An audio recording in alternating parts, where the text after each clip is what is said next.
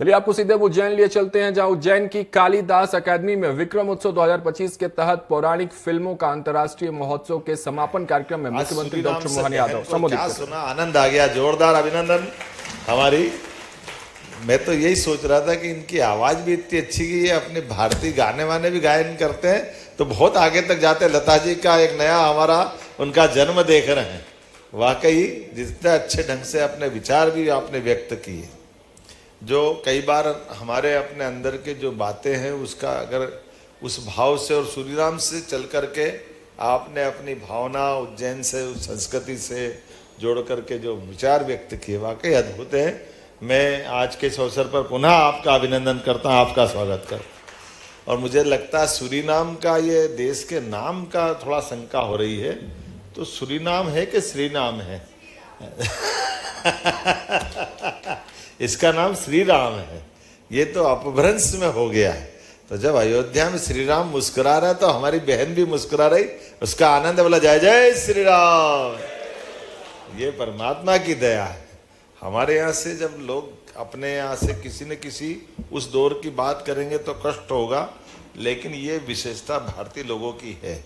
हर परिस्थिति में, हर जगह, हर स्थान पर, हर प्रकार की चुनौती में अपने आप को सिद्ध करते हुए वहाँ हमारे उस भाव को भी जिंदा रखा, जिसके कारण से यहाँ की सौंधी सौंधी खुशबू सूरीनाम से श्री राम में आ रही है और हम सब महसूस कर रहे हैं।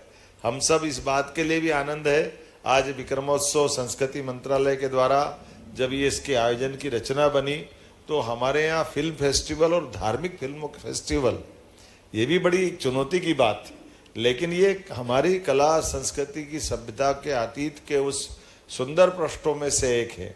जब हम ये कह रहे हैं कि हमारे लिए सब चीज़ों को खोल करके दिखाने की ज़रूरत है, तो अतीत की कालजयी पिक्चरों को भी जब आप लाए तो लगभग 100 साल पुरानी पिक्चरों का भी आपने प्रदर्शन किया। भगवान कृष्ण के 5000 साल पुराने अतीत के उन पृष्ठों को, अब ये भी कितना अलग प्रकार का माहौल है, अलग प्रकार की बातें हैं, लेकिन ये संस्कृति का आधारभूत मूल तत्व है। जब मूक फिल्में बनी तो राजा हरिश्चंद्र से उसने अपनी यात्रा प्रारंभ की। दादा साहब फाल्के ने पहली फिल्म बनाई तो राजा हरिश्चंद्र से बनाई, और हरिश्चंद्र की कहानी हो, विक्रमादित्य आ गई 50-100 साल पहले, क्या 70-80 साल पहले है ना, 1945, तो 25 कितने हो गए, 80 तो हो गए। 80 साल पहले सम्राट विक्रमादित्य आ गई। जैसे यहाँ खुद पृथ्वीराज कपूर अभिनय करने भी आए थे, नाटकों का दौर था उस समय तो, लेकिन ये पिक्चरों के अंदर और दौरों में से निकाल करके उस अतीत के पृष्ठ के साथ आज के साथ भी उसको समसामयिक करने का प्रयास किया। मैं मेरा दुर्भाग्य मानता हूँ कि मैं यहाँ उपस्थित नहीं था, लेकिन भावना से उपस्थित था, शरीर से नहीं था। मेरे भाव आपके साथ थे कि वाकई ये आपने अच्छा प्रयोग किया, आने वाले समय में और अच्छा हो, क्योंकि ये जिस प्रकार का हमारा यशस्वी प्रधानमंत्री के माध्यम से अभी का जो समय चल रहा है, कितना अच्छा लगता। माननीय मोदी जी ने कई प्रकार की नई चीज़ों को प्रारंभ किया, उसमें से एक बड़ी चीज़ ये भी है कि हमारे स्वनाम धन्य भरतवंशी जो देश के किसी भी हिस्से में, उनसे जो वो आत्मीयता जोड़ते हैं। आमतौर पर सरकारी कामकाज में विदेश विभाग के माध्यम से केवल अपनी विदेश की कुछ अपनी कामों की बात करके लोग आ जाते थे, लेकिन अब बदला हुआ समय है। सबसे पहले तो भरतवंशी को लिए वहाँ माहौल बनाते हैं, उसके लिए पर्याप्त समय लेके जाते हैं, और हमारी जो अंदर की थातियाँ हैं जिनके कारण से भारत का मान सम्मान बढ़ता है, उन संस्कृति को जिंदा कर रहे हैं। कितना अच्छा लगता है जब अपने यहाँ चाइना का राष्ट्रपति आकर के हमारी अपनी अहमदाबाद की साबरमती नदी के किनारे वो उनको वहाँ नदी के रिवर फ्रंट में ले जाते हैं, मोदी जी दिखाते हैं, तमिलनाडु के मंदिरों के देवालयों के दर्शन कराते हैं। ये जो हमारी कला संस्कृति सभ्यता का इतिहास जो है, इसी से तो परिचित कराने की जरूरत है। अब आप अंदाज लगा लीजिए, 250 साल पहले भगवान महाकाल का मंदिर बनाया। मंदिर के अंदर पूरे मंदिर की विशेषता है कि ना कोई सरिया उसमें लगा है, ना सीमेंट उसमें है, इतना भव्य देवालय खड़ा है। ये हमारी पुरानी कितनी बड़ी धरोहर है।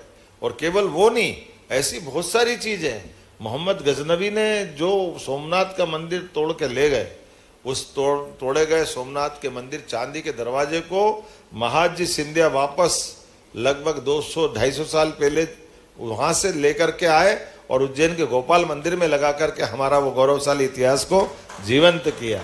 ऐसी कई सारी चीजों को पुनर्रेखांकित करने की जरूरत है, फिर स्थापित करने की जरूरत है। हम सब आज जब इसकी बात कर रहे हैं तो ऐसे कई मौके आएंगे।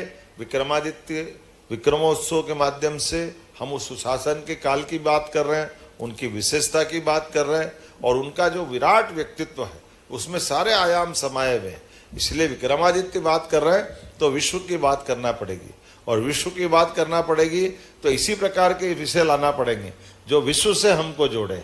हम केवल बोलने के लिए नहीं बोल रहे हैं, हमने कहा कि हम विश्व का कल्याण हो, हमारे जो भाव आते हैं तो कल्याण करने वाले भाव को हमारी कला से निकलने वाली भावना है, और कला से कल्याण होता है। और हमारे यहाँ 64 कला जिनने सीखी वो भगवान कृष्ण का वो दौर जिसको स्मरण करते वो आनंद अलग प्रकार का आता है।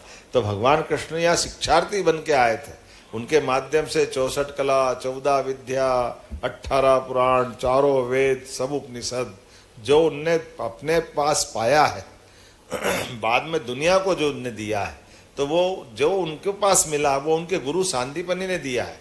तो सच्चे अर्थों में ये उज्जैन 64 कला देने वाली नगरी भी है, जिसके अपना सबका आनंद है, हर एक चीज का अपनी। कुल मिलाकर के कोई व्यक्तिगत रूप से अपने आप में निष्णात हो सकता है, लेकिन कठिनाई ये रहती कि वो सब चीजें युगों युगों तक दूसरों को सिखा करके दिलाएं।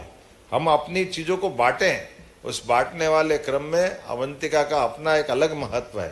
तो ये बाबा महाकाल की नगरी है जो जीवन भी देते हैं और भगवान कृष्ण कला भी लेते हैं। इसलिए शिवाय नमः विष्णुवे नमः, शिवाय नमः विष्णुवे नमः। इसके लिए तो जितने बार ये बोलो उतना कम है। मेरी अपनी ओर से कालिदास अकादमी में पुनः आपका श्री राम की धरती से आपका अभिनंदन। सूरीनाम तक जा रही बात धीरे धीरे करके आप हम और आने वाले समय में इस रिश्ते को और बढ़ाएंगे और अच्छे से कार्यक्रम करेंगे।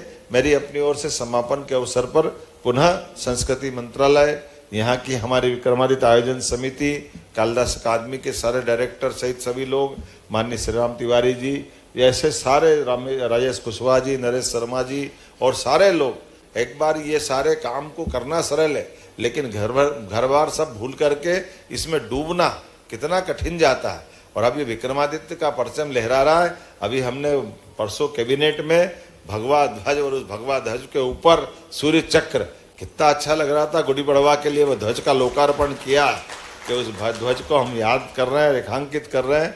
और उस समय हमारा नया संवत प्रारंभ होने के लिए क्या क्या जरूरी है उसकी पुस्तिका भी है, मुझे लगता है वो भी अपन थोड़ा बांटेंगे।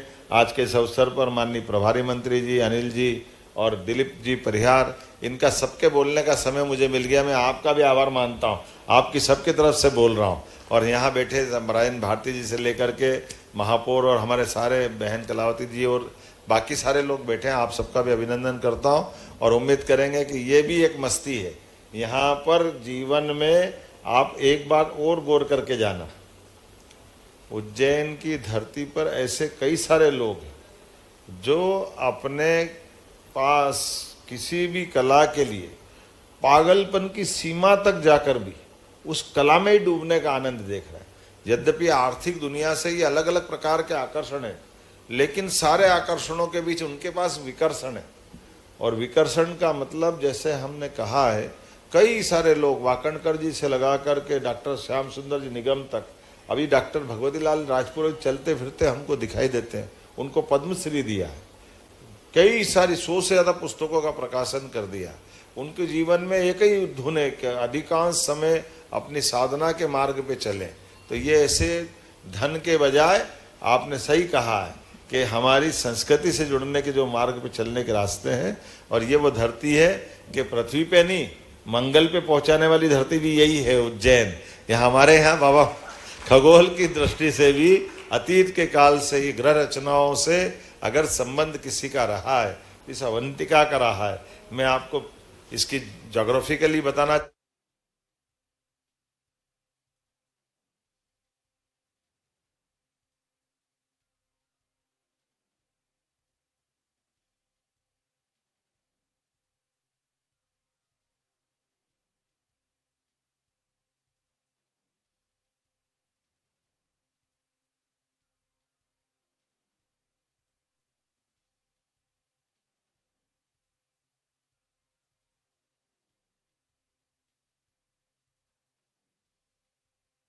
करता हूं और उम्मीद करता हूं विक्रमोत्सव का ये कारवां ऐसे ही चलता रहेगा। बहुत बहुत धन्यवाद। भारत माता की जय। विक्रमोत्सव 2025 के इस अभिनव आयोजन में आपकी उपस्थिति पौराणिक फिल्म महोत्सव में आभार के लिए श्री रमन सिंह सोलंकी जी और निनाद ग्रुप का जो दल है वो आ जाए यहाँ पर।